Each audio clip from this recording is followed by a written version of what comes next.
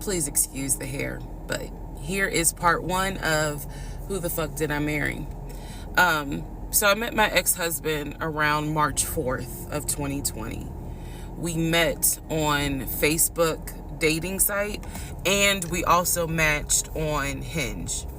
I did not realize that he was on both under two different names. So one was his actual name, and the other one was a variation, like a nickname that he called himself. Different pictures. So it was a running joke between us. Oh, you ain't even recognize that you had matched with me on Hinge. No, I didn't. And also that should have been a red flag. By the way, you will notice in this story, I called it the United Nations of red flags. It is so many red flags that, I mean, you would have thought I was colorblind because I ignored all of them. So anyway, back to the story. We met around March 4th. We exchanged phone numbers. He called me and we talked on the phone for the first time. In the first phone call, he told me that he had just moved to Georgia from California, from San Diego. His job had transferred him because he was being transferred in as the new regional manager for a major condiment company that is based here in Georgia. I'm not going to say the name. And so we also talked about his childhood. He told me he grew up in Philly. He's from Philly.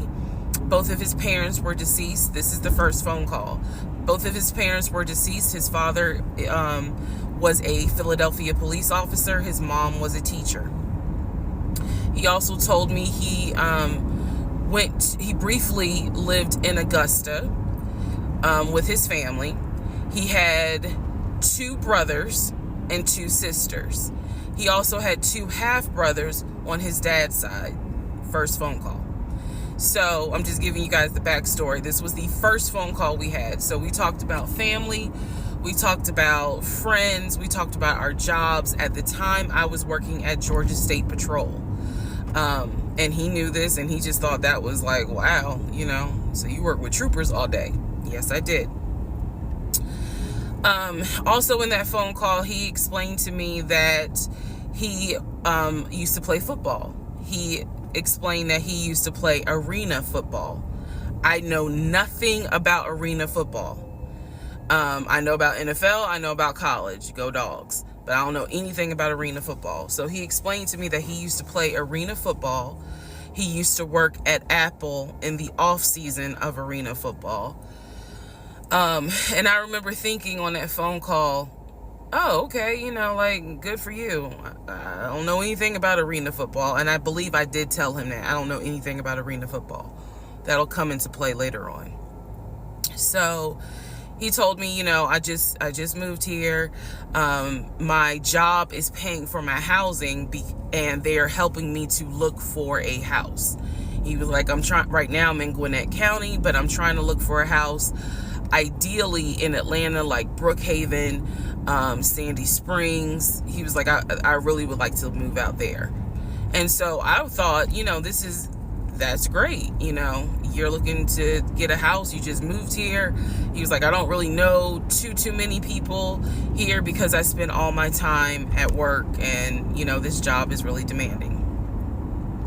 So that was our first phone call. We talked more. He talked a lot, which took me by surprise because I'm not really used to men talking more than me. He eventually asked me out on a date. Our first date was set for Saturday, March 7th, 2020. He asked me what was my favorite restaurant. I said Cheesecake Factory. And so we agreed to go out at the Cheesecake Factory in a location that was in between. I lived in Clayton County at the time.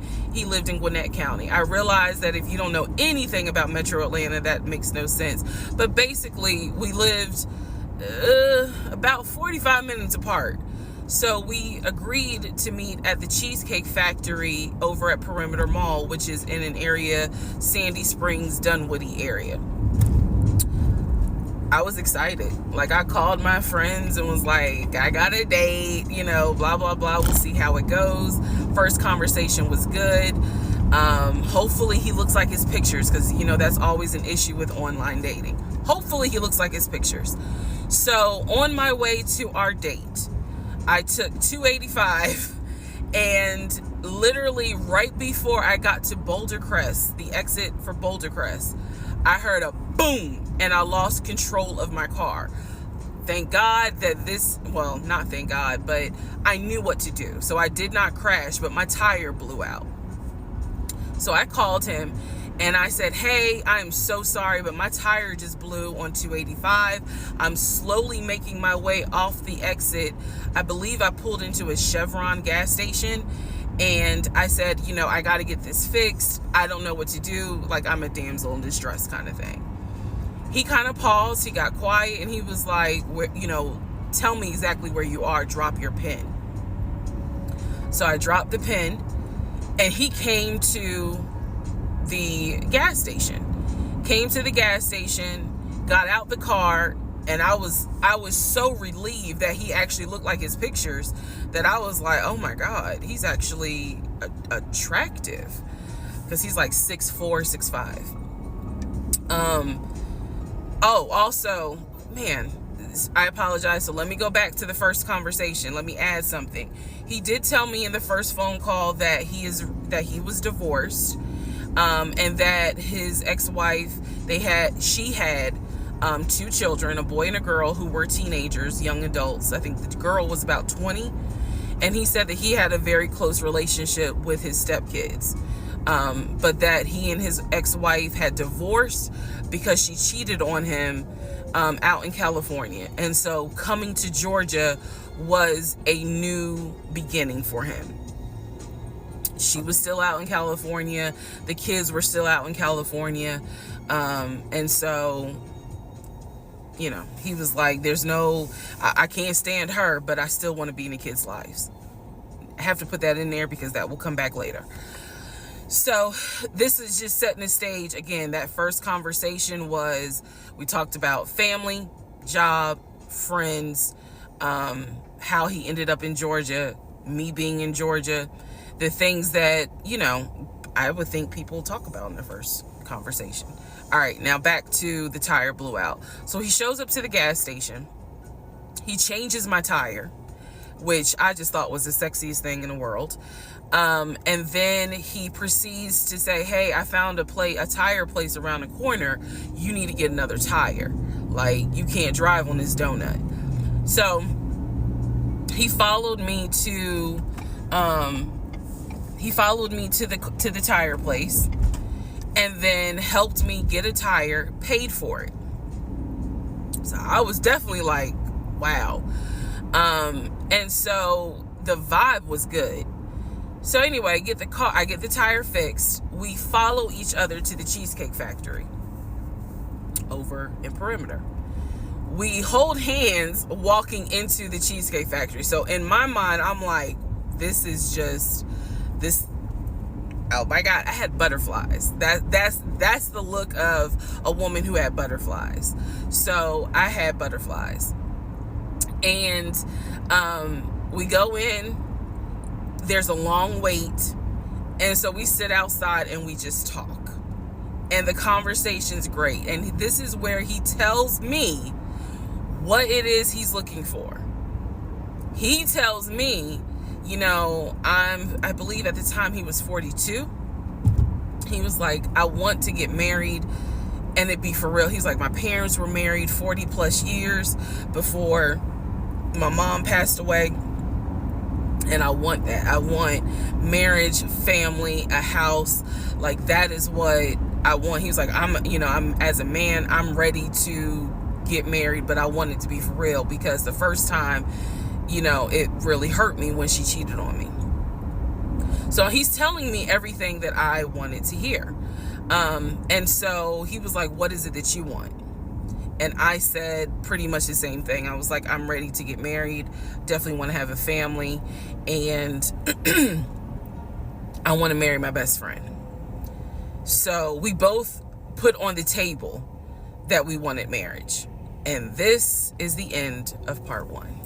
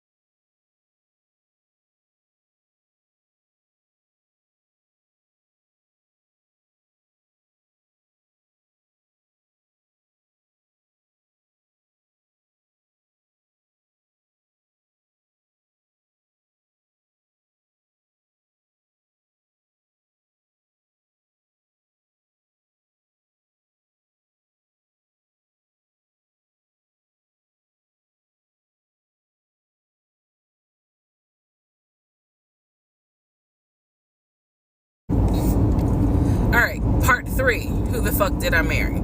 So this is when he showed me a letter from Chase with the Chase logo at the top, stating that he had been approved for a mortgage for a $750,000 mortgage, or a $750,000 house. So he was like, we can't go over 750. And I said, I remember asking him, can you afford the mortgage on a $750,000 house? Because I know I can't. This is when he explains to me, I told you how I played arena football. I invested my money really well. So he said, I have money that will help pay for the mortgage. He was like, we're good. Like, I'm financially, I am okay. He was like, that's why I'm able to get approved for $750,000 mortgage. So he told me that his money was in different savings accounts. He said he had an account with Chase Bank, he had an account with US Bank, and he had an offshore account. This is what he told me. The offshore account, I was like, why? And he explained something about, the US, the US imposes taxes on money when you have a certain amount in US banks. He was like, so everybody knows that it's smart to have some money in an offshore account. Y'all, look, I live paycheck to paycheck. I was like, okay, that's whatever. I said, so you have the money to pay for a home. I'm also holding in my hand a letter from Chase saying that he was approved for $750,000. So I went off of what I saw. So we contacted a realtor. I won't say his name, but man, if he ever sees this TikTok, I owe this man such an apology. But we contacted a realtor who was based in Cobb County, because I was very adamant I wanted to move back to Marietta, Smyrna area in Cobb County, Georgia. He was fine with that. His whole attitude was, you're going to be my wife, happy life. So we met a realtor. I would find houses that I wanted to tour. Keep in mind that this was COVID. So at the time, we could not tour a home. It would have to be a virtual tour. So this particular realtor, we found a house in Douglasville, Georgia. Not Cobb County, but nevertheless, it's in Douglasville. I was fine with Douglasville. So we found a house in Douglasville, Georgia. The realtor did a FaceTime tour of the house. The house was a nice home. 5 bedrooms, 4 baths. So we did a FaceTime tour of the home, and the home was listed, I believe, roughly 400 and something thousand. I really liked the house. I could see myself living there. I could see us living there. Could see us with the kid there. This is now April, just for timeline purposes. This is April. So he really liked the house. He was like, you know what, we'll put an offer in on the house. He was like, if you like it, because again, it was COVID, we weren't going to be able to see the house in person because the family still lived there. So he said, I'll put an offer in. We'll see if it's accepted. I said, okay. So he puts an offer in. He's telling me he put an offer in. I need to clarify some things he told me and the things that I actually saw. So for this house in Douglasville, he told me he was putting an offer in. The realtor would call me, because one thing that the realtor told us, he was like, if the woman likes the house, typically the house is going to get bought.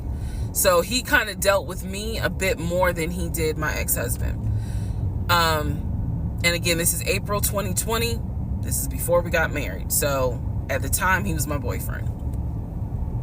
So the realtor was calling me and was like, hey, I put the offer in, and what they're asking for is proof of funds. And I did not know anything at this time about buying a house. So I was like, hey, you probably need to talk to him, because I'm not even listed on the mortgage. Like, from the paperwork I saw, it was only in his name. So he called him. I guess they talked. I was not there, but I'm assuming that they had talked. So the boyfriend is coming, my ex is coming home saying, yeah, I talked to so-and-so. I sent him over the paperwork. The offer was approved, and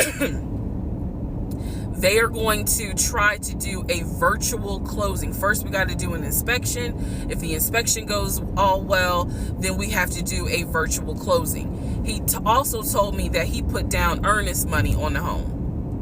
He put down, I believe, $5,000. He said, I just transferred the money over to the realtor's account or whatever, so that it could be earnest money for the house. So I'm just like, okay, great. He was like, so realistically, this is April. We should be able to get in that house by June. Okay, no problem. So this is what he told me. About 3 or 4 days later, I get a phone call from the realtor, and the realtor is like, hey, I'm just checking to see what you guys want to do about that house. So I was confused. I'm at work, and I said, oh, I was told that he put an offer in. And the realtor was like, he did? I didn't know that he put an offer in. And I said, well, why wouldn't you know? Like, he told me he put the offer in, and he had paid earnest money, $5,000 earnest money. And so the realtor was like, well, let me call him and find out what's going on with that, because I didn't know anything about it. So red flag, of course. So I call him, and he in true narcissistic nature, he flips the script, and he like goes off. He's like cussing, going off, like he shouldn't, excuse me, I have the hiccups. He shouldn't be calling you. If he has a question, he should call me, because I'm the one that's on the mortgage. He was like, and now it's going to be an issue. And I said, well, did you put the offer in with him or not? And he said, no, I did not put the offer in with him. I put the offer in with a friend of mine who is a realtor, so I can give him the business. So I did not hear from that realtor again. So I was just like, is the house under contract or is it not? He was like, yes, the house is under contract.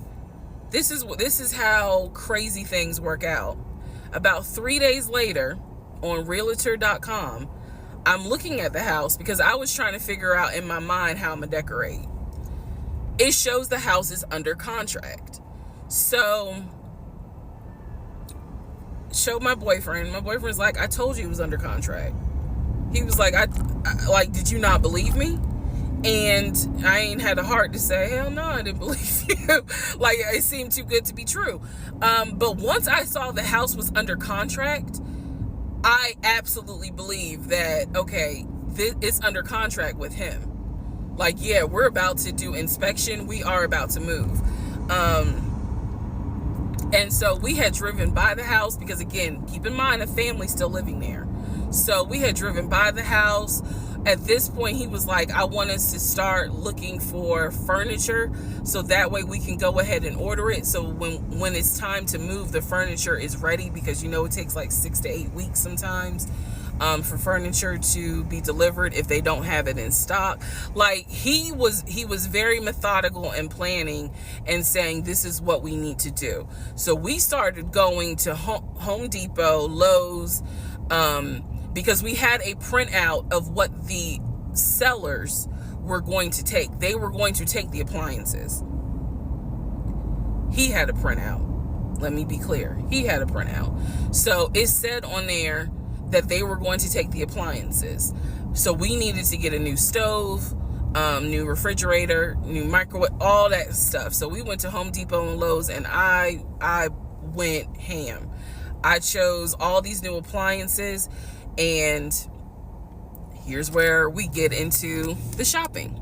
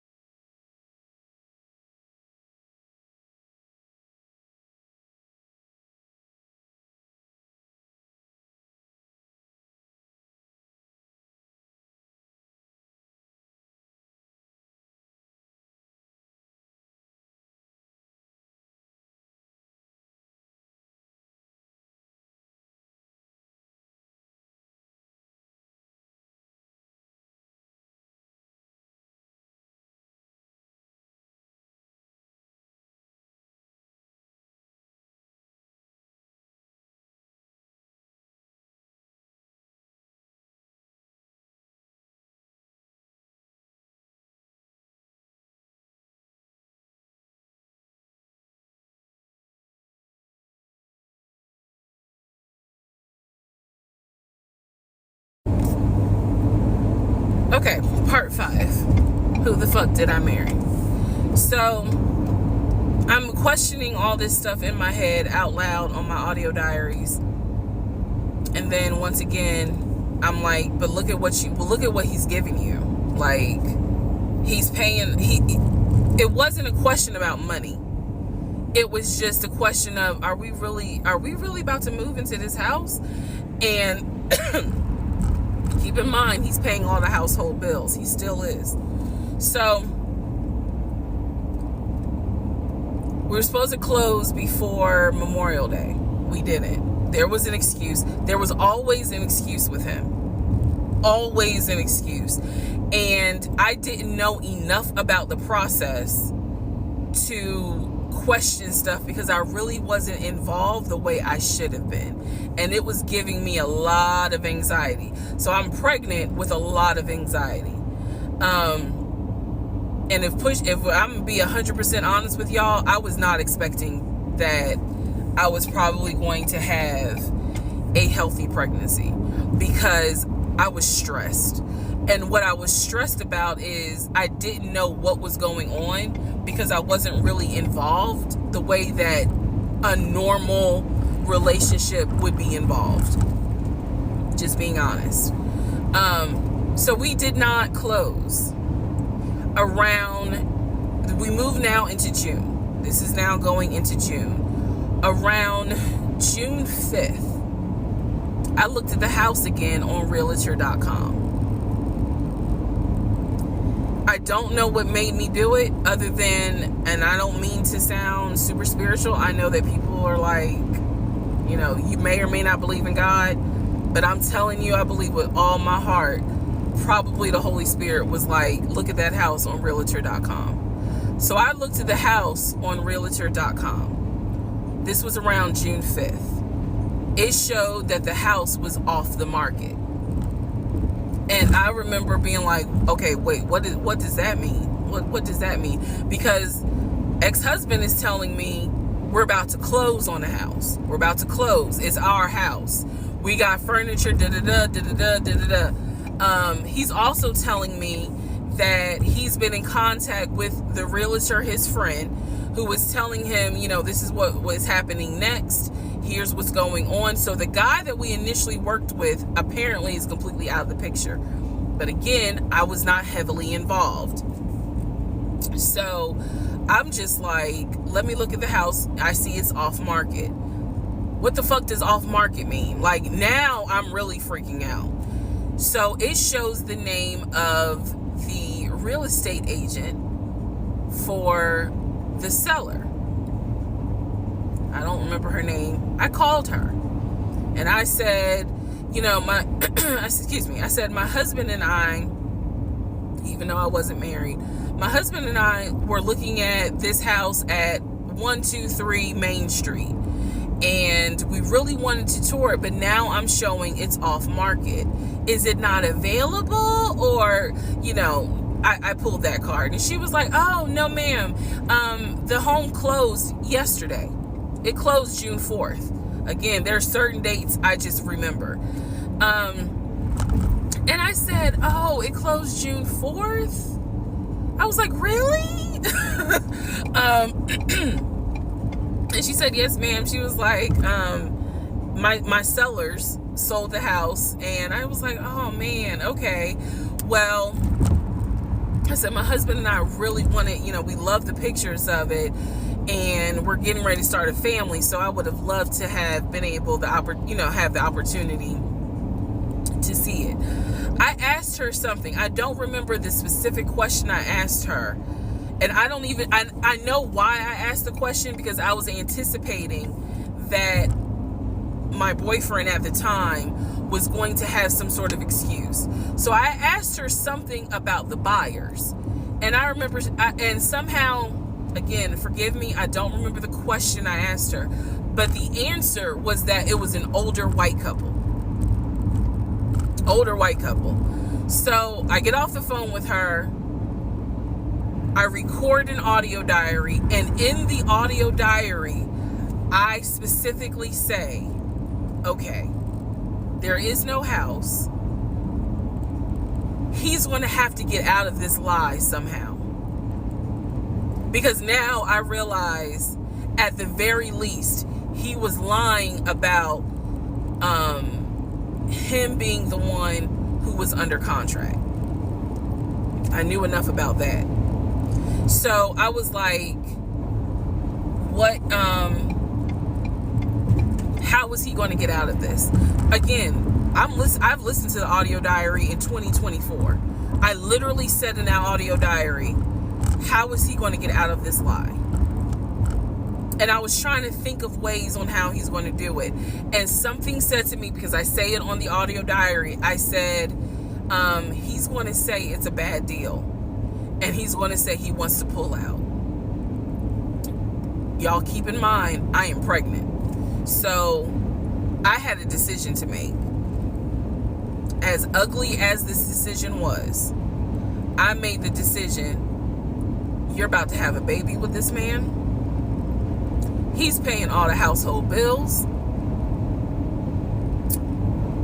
Let him get out of the lie. And that's what I did. I purposely made the decision that I knew he was going to come back, and I knew he was going to give me some bullshit on why he couldn't buy the house, because he didn't know that I knew that house is already sold. The house is already sold. And this is the part where I said, I'm gonna be honest, even though it's gonna make me look bad, because most women in their right mind would have been like, I'm out. And I didn't. So sure enough, he came home. He didn't really say anything that day. The next day I asked him about the house, and he said, my friend, the realtor, he was like, I'm talking to him because something's going on with the interest rate. And when he said that, I felt so much relief, because I knew that I had been prepared for, he's going to give you some bullshit. So when he said there's something with the interest rate, I said, you know what? If this is literally what I said, y'all. If the interest rate isn't good, then we shouldn't move there. We should probably let this house go. We should cancel whatever furniture we ordered, or, you know, appliances, and let's just look for another house. I said I would like to be moved before the end of the year. I said I really don't want to be 9 months pregnant moving into a house. I would like to be done with this before then. And the way I said it was so calm, and he was like, okay. He was like, I'm gonna call the friend, the realtor, and tell him I'm backing out of the house, and I'm gonna see if I can get my earnest money back. And I remember looking at him. I was standing in the kitchen, and I cocked my head to the side, and I said, okay, get your earnest money back, and let's find another house. And so that's how that first house fell through. So fast forward, I keep looking at this to see how much time I have, because you know they only give you 10 minutes. So this is part 5, part 6 is coming up. But subsequently, what ends up happening the next week, which is mid-June, I was at work, and I started cramping, started bleeding. And at this point, my doctor, I had just had an ultrasound earlier that day. So I went to work, because the ultrasound was fine. I went to work, and the cramping and the bleeding started, and I started crying because I kind of knew what was going on. And my doctor had called me and told me that when they did the ultrasound, they did not see a heartbeat. So she was like, this pregnancy is not going to be viable. So I'm crying, hysterical, and now we're going to get into part 6.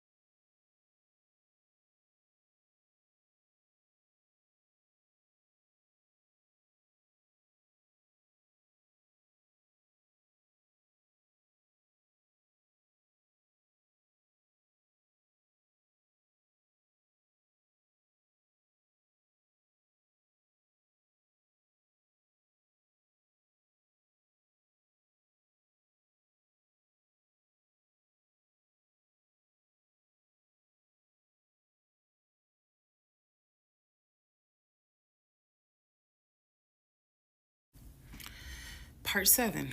Who the fuck did I marry? So I should have been in recovery at Northside Hospital for about at most an hour and a half. Subsequently, I ended up being in recovery between 3 to 3.5 hours. The nurses kept calling my ex, asking what's the status, because they were actually getting ready to do a shift change. So they kept calling, asking what's the status, like, where are you? I want to say that they called a total of 3 times and they spoke to him twice. So at this point, I knew that they were all like, where's her fiance? Like, what is going on? He said he was stuck in traffic, and so he was making his way there.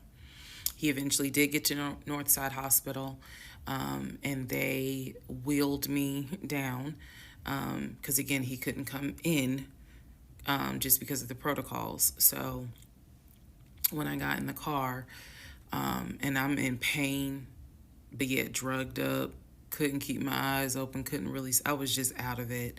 But I remember him calling my aunt and my mother and letting them know, I picked her up, we're on the way home, let me get her settled, and then I'll give you guys an update. I remember that.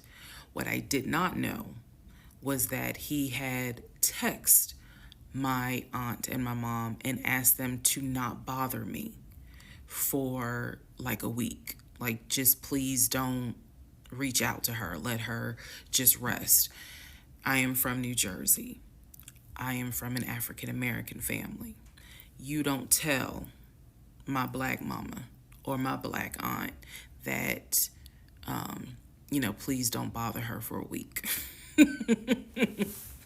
I didn't know this at the time, but I'm just interjecting that part. I'm trying to stay in the timeline, but he did apparently do that, and my aunt was like, "Boy, I will fuck you up."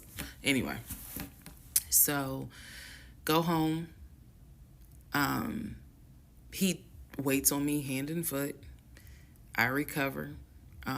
Just needed about 24 to 48 hours to just get my mind right.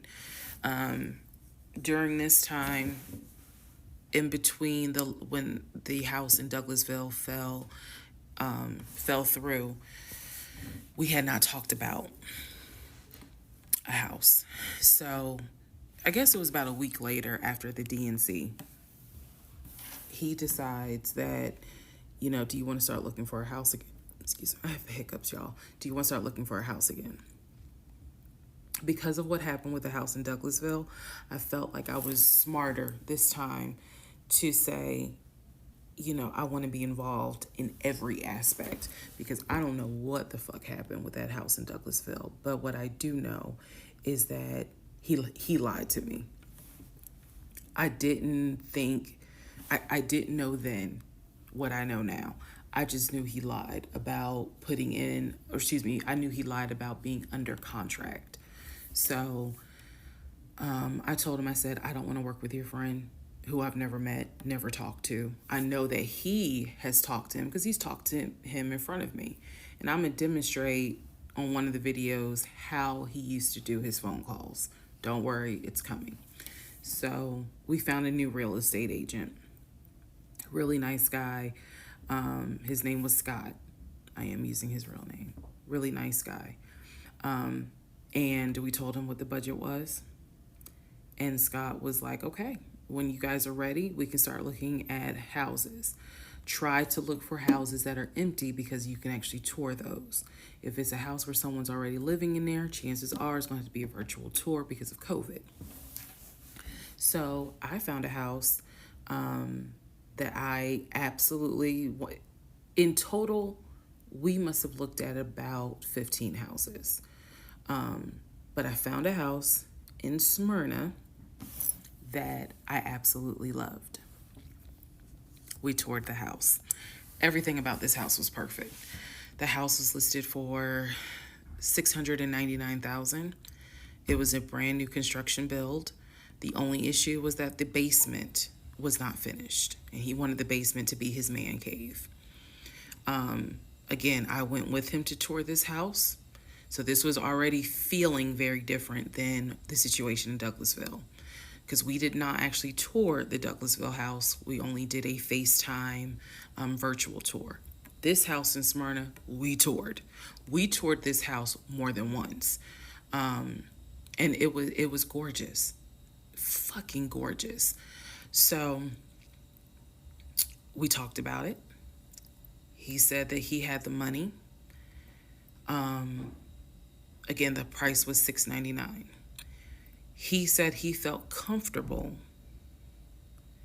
putting in an all cash offer. If you remember on the videos before, he told me he had money in his savings from when he played football. So when he said an all cash offer, even I knew, you got that kind of money, like where you can cut a cashier's check for $699,000. And he told me he did. He had money in savings from when he played football, and he was very comfortable paying all cash for this home. So the real estate agent, Scott, sent over the paperwork. The paperwork was sent in both of our names. It was sent to my email. That was another thing that I changed after Douglasville. Everything gets sent to me, and then I will be sure that he signs it. So he sent it to me. I looked over the offer. We were going to put in an all cash, full price offer with a request to have the basement finished. Also, we were requesting for the seller to give us an answer within 24 hours. We were requesting a quick closing. These are just some of the things I remember. I remember 24 hours, like I didn't want to wait on y'all think about it. 24 hours, let us know if you're accepting the offer or not. And then also a quick closing because it was a new construction. So we didn't have to wait for the current tenant to move out. We didn't have to do that. So I watched in our bedroom as he pulled it up because it was a electronic document. He signed his name to the offer for $699,000 cash. He requested again, the seller let us know in 24 hours if they were accepting the offer. So we submitted the offer at around 6 p.m. We were requesting that by 6 p.m. the next day, they let us know if the offer was accepted or not. I watched him sign the offer. I sent the offer back to Scott from my email. All parties had signed. Scott texted us and said, I got it. I'm submitting it. I will let you know what they say. Let's go into part 7. Sorry. Let's go into part 8. Good grief, this is getting long.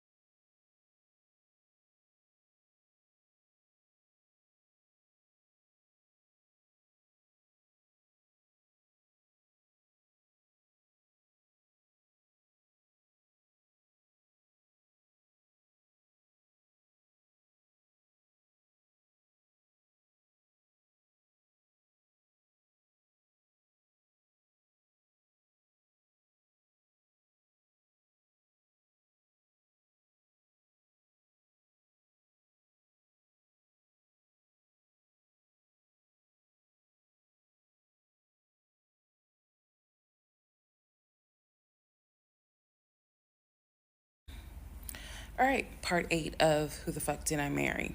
So we submitted an offer on the house in Smyrna.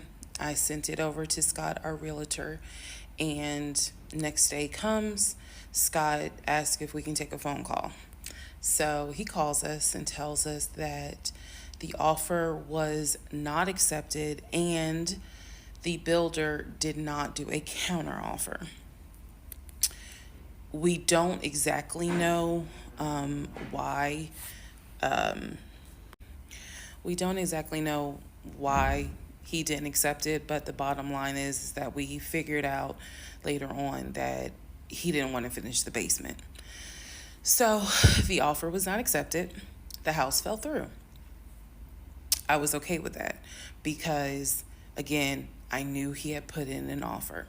So we continued looking at other houses. We found another house in Smyrna that he really liked. I thought that it was way too big for just the two of us. And so the price of this home was much higher than the $750,000 that Chase had approved for the mortgage.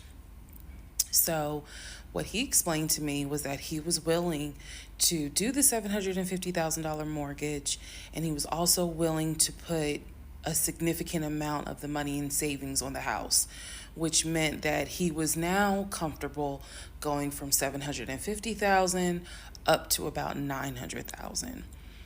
Again, his whole explanation was, I have the money where I can put down a substantial down payment, bring down the price of the home, and then basically mortgage the rest of it. So that was now the plan. I was not comfortable with a home over $900,000. But again, keep in mind, I saw the Chase paperwork. So I was like, I just feel more comfortable sticking at the $750,000 mark. That's what you were approved for. Let's go with that. By this point, this is now fall of 2020. We had been talking about marriage. I had my ring. He had made VP at the company. And again, he was calling me every day from work. I need to kind of explain how the company was ran, because when you think VP, you would think he would be in an office.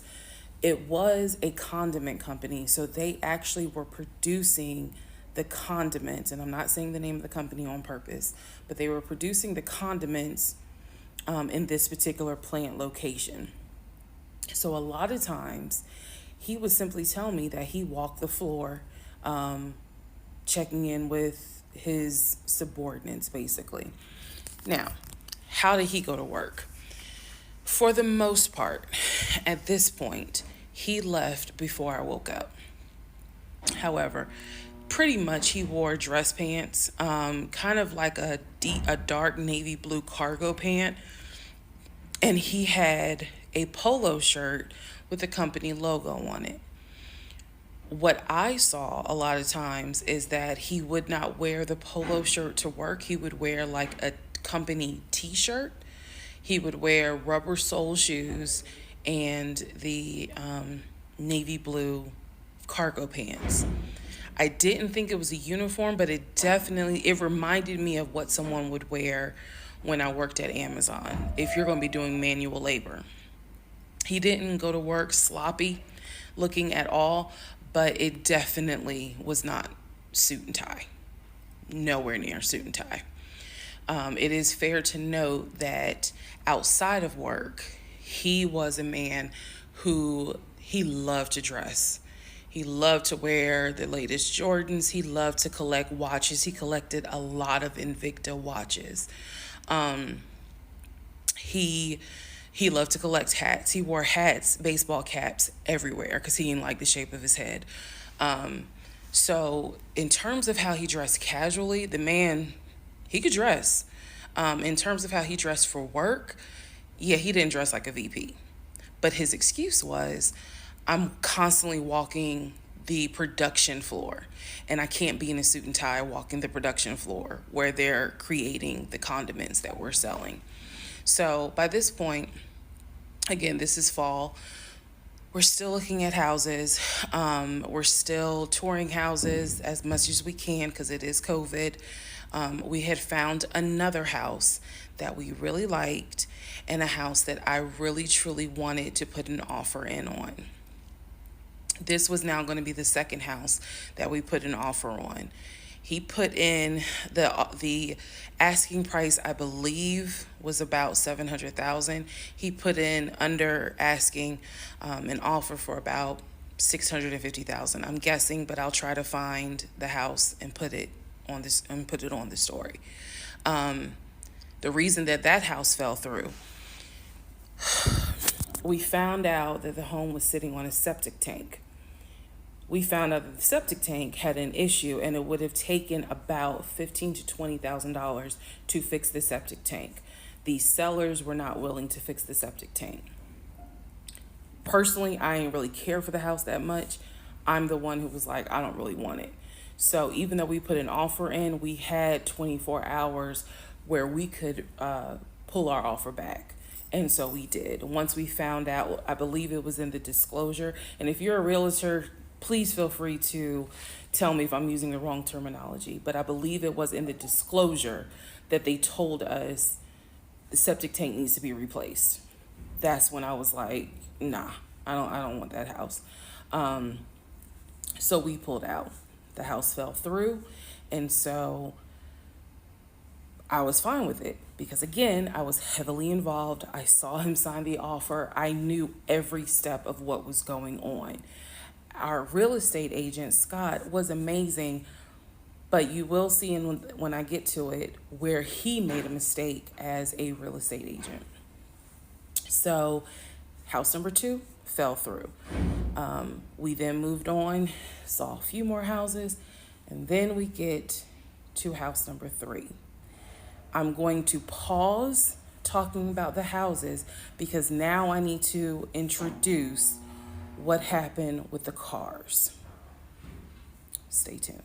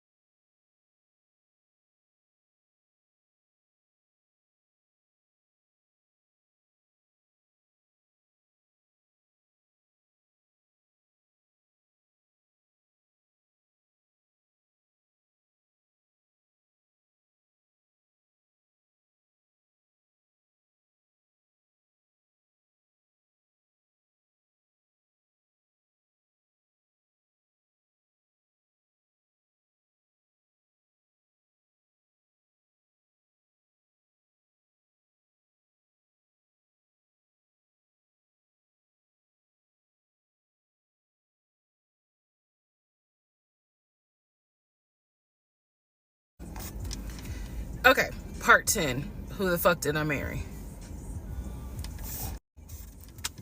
Okay, had to sneeze. All right, so at this point, I had test driven all these cars. Kias, hell, he even had me test drive a Nissan Murano, but the main two were BMW and an Audi. He had told my grandfather he was getting me a car. He had told my aunt he was getting me a car. That he was going to, he was like, she's going to be my wife. I want her to be in something secure. So my family was really like, wow, wow, who knew that he had this kind of money? And so I hated the fact that he did that, because anytime he got around my family, here's another red flag to put in the United Nations of red flags, he would always talk about money, and he would always brag. I never realized it in real time. I didn't realize it until I was out of the situation. He always bragged about the fact that he could fight, the fact that he had money, and the fact that he played football. Those are the three things he always bragged about. Back to the cars. So I told him, I was like, pick one between the BMW and the Audi, because you said you buying it. So pick one. So this man chose the Audi. So he takes me to the dealership. I wanted a white Q8.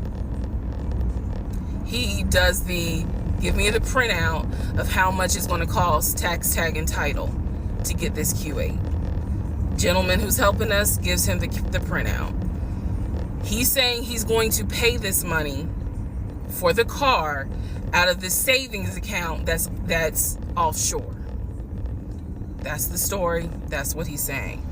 So he apparently is asking the guy, is there a holding fee? Can I pay a holding fee to secure this car while I'm working to get the money transferred? Because obviously with COVID, it's going to take long for the banks to transfer the money. Side note, I need everyone to understand, one of the reasons why he was able to get away with the stuff he got away with is because we were on lockdown. It's crazy because it's now 2024, but I don't know, do we all remember how it seemed like a lot of stuff stopped in 2020? Now, keep in mind, that's not an excuse I'm making, because shit still got done. But in terms of business as usual just was not happening in 2020 at this time. So when he's saying, oh, it's going to take a while for the bank to transfer the money, the gentleman who was working at Audi he didn't make a face. He didn't blink. He was like, I know it's going to take a while because of COVID. So basically what ends up happening is we leave. He has the printout. He calls the bank, or he calls his financial advisor, who does have a name. The financial advisor's name is Eric. I feel comfortable using certain people's names, especially if we find out they didn't exist. So he calls Eric. He tells Eric in front of me, hey, I need to transfer $72,526, whatever the amount was, because I'm buying a car for my fiance. This is the bank account information. Do you need me to give it to you over the phone, or do you need me to email it to you? Pause. I can't hear what the person's saying, but that's what he would do. Do you need me to give it to you over the phone, or can I email it to you? Okay. All right, give me a few minutes and I'll go ahead and email it to you.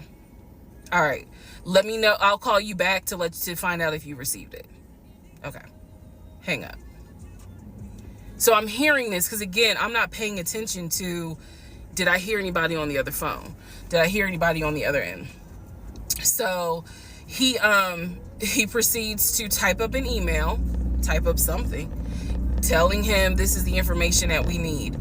I didn't think anything of it. He called me at work the next day to tell me that the money was sent to Audi, that he called Audi and he confirmed with Audi that they received the money. What he told me is that the car is going to be delivered to the house.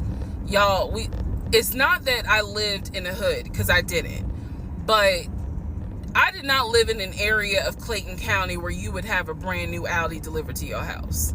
So I remember saying to him, I don't want that car like delivered to the house, not yet, because I need to put that car in the garage. And my Nissan was, I only had a 1-car garage, so my Nissan was in the garage. So he said, okay, well, let me call them back and change the delivery date.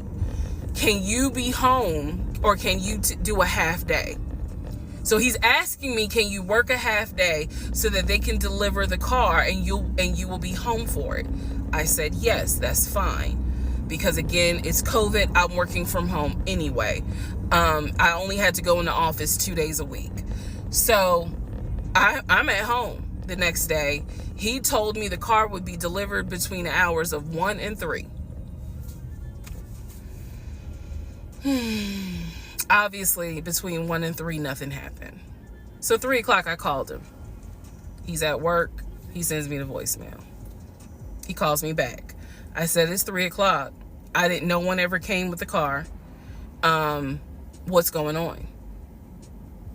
And then I remember I was like, well, do I need to call Audi myself? Because I thought that you handled it. But if you didn't handle it, do I need to call them?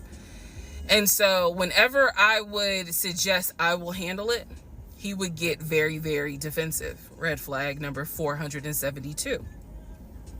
So he was like, no, I will call Audi. Don't do anything. I'll call Audi and find out what's going on. Okay.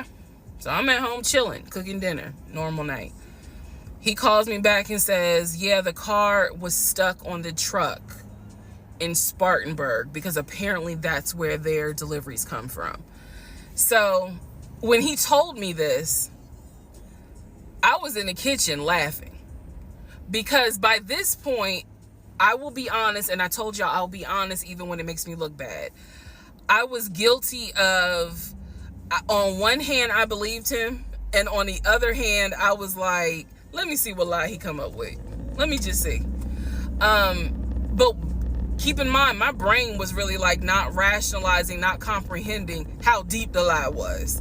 I just thought that no one told him the car was going to be delivered, and he made that up. I had no idea how deep the lie went. So he said, the car's in Spartanburg. It should be delivered this weekend. The weekend came, he had a whole other excuse. I don't remember what the exact excuse was as to why the car was never delivered. I do remember we got into an argument, and I was like, don't even worry about it. I'm gonna get a new car my damn self. I don't even need your help. Which is probably one of the worst things you can tell a narcissist, because they love to be the hero, it's all about them. But I was like, don't even worry about it. I'll get, when I have the money to get a car myself, I'll do it. I don't want to hear anything else about a new car. I don't want to hear shit else about a car. Because at this point, I was spending way too much time trying to figure out, are we getting a car? Are we getting a house? Like, what the fuck is going on? Always there was an excuse. So when I told him I don't want to hear anything else about a car, and I am not going to a dealership to test drive another car, that ended that whole discussion right there. So this is where I'm going to interject what I believe was happening. I believe that my ex-husband is the type of person, he gets off, nut. He gets off on you being excited about something that he knows you will never get. So I believe that he enjoyed going to car dealerships. He enjoyed watching me test drive a car and get excited about it, knowing I was not going to get it. It is the level of cruelty. And again, I'm telling y'all stuff that I found out way later on. It is the level of cruelty that I still cannot comprehend. So the whole issue about the BMW and the Audi, I think he just enjoyed seeing me get excited and then pull it away. Part 11 coming up.